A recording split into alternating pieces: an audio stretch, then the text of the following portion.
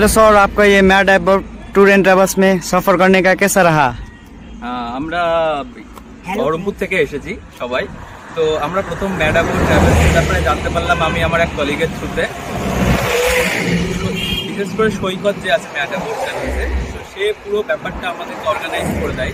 Darjeeling plan আমাদের ছিল, তো সেখান থেকে কিছু অফবিট প্ল্যান করে দিল সৈকত।